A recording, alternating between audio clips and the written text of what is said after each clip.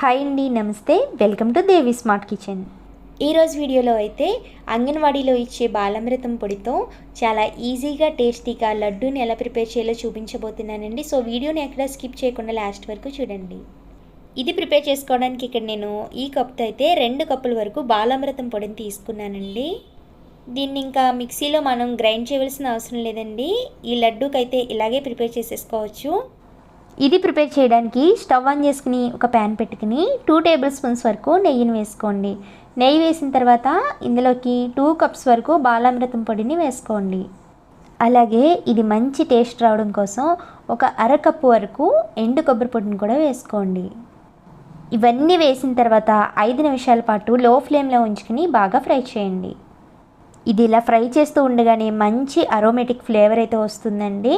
5 నిమిషాల పాటు ఈ పొడిని ఇలా వేయించిన తర్వాత కాచి చల్లార్చిన పాలని 1 కప్పు వరకు వేసుకోండి. అలాగే అరకప్పు వరకు బెల్లం తురుమును కూడా వేసుకుని లో ఫ్లేమ్లోనే ఉంచుకుని ఇది దగ్గర పడేంత వరకు కూడా ఈ విధంగానే కలుపుకుంటూ ఉండాలి. ఇది ఇలా కొంచెం దగ్గర పడిన తర్వాత ఒక 1/2 టీ స్పూన్ వరకు యాలకుల పొడిని కూడా యాడ్ చేసుకోండి. ఇక్కడ నేను బెల్లం పౌడర్లో యాలకుల్ని కలిపి గ్రైండ్ చేసుకున్నాను. ఆ పొడినే ఇందులో వేస్తున్నాను. ఇది వేసిన తర్వాత ఇది బాగా దగ్గర పడి మనకి ముద్దలాగా ఫామ్ అయ్యేంత వరకు కూడా ఇలా కలుపుకుంటూనే ఉండాలి. మనం చేసే ఈ ప్రాసెస్ అంతా కూడా మంటని లో ఫ్లేమ్లో ఉంచుకునే చేసుకోవాలండి. ఇది 2 నిమిషాల్లోనే ఇలా ముద్దలా ఫామ్ అయ్యి ప్యాన్ నుంచి సెపరేట్ అవుతుందండి. ఇప్పుడు స్టవ్ ఆఫ్ చేసేసుకుని దీన్ని కొంచెం చల్లారనివ్వండి.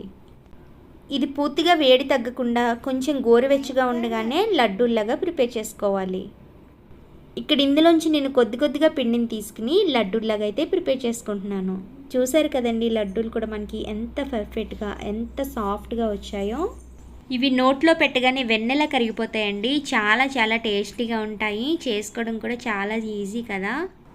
అంగన్వాడీలో ఇచ్చే బాలామృతం పౌడర్ అయితే మనకి చాలా ఎక్కువ క్వాంటిటీలో కూడా వస్తుంది కదండి. పిల్లలకైతే ఇలా రకరకాలుగా రెసిపీస్ చేసి పెట్టండి. చాలా ఇష్టంగా తింటారు. హెల్త్కి కూడా మంచిది కాబట్టి. ఇంతేనండి. ఈ వీడియో మీకు నచ్చినట్లయితే తప్పకుండా లైక్ చేయండి. అలాగే మన ఛానల్ని సబ్స్క్రైబ్ చేయండి. మరొక సరికొత్త రెసిపీతో నెక్స్ట్ వీడియోలో కలుద్దాం. Thanks for watching.